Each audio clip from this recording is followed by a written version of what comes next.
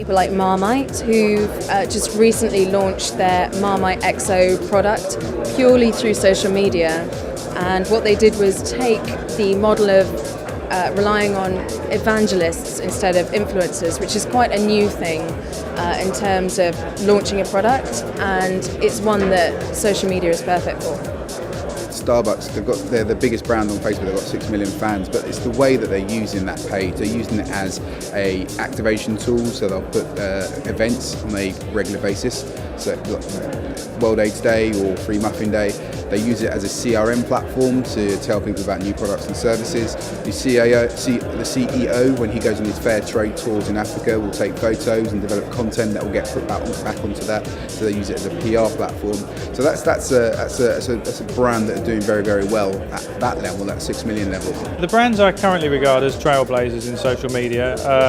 I think Dell's a great one, and Dell turned it around from being terrible. Dell Hell was a very, very well-known example of them getting it very wrong in the social space. They're now excellent. Ideastorm using crowdsourcing to help the R&D department. Social commerce, where they've got something called Swarm, that users can fix the price of their products through Dell. So I think Dell's a great example.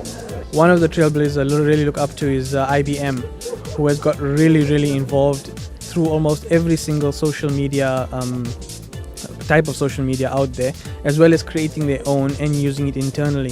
Aircom as a trailblazer within the social media domain, because they've engaged at the community end in terms of developing Soccer Republic sites, engaging their customers, reviewing content and so on, but they've taken that one step further by opening up a customer help desk, allowing for a two-way dialogue. So effectively it's a community, but they're allowing for users to communicate directly with their customer support staff instead of complaining about the business elsewhere. So they're kind of meeting those complaints head on. I think there's a lot of small businesses out there that are using it in a great way, and I think there's a very distinctly different role for social media for the small business and the big brand.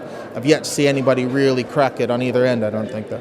The Royal Opera House in the UK have got 20,000 fans, but they're a really engaged community. They're a niche community but really engaged. They get people to write ratings and reviews, they ask them what they want to see, and they sell tickets through that page, and they're very, very happy with the performance of that page.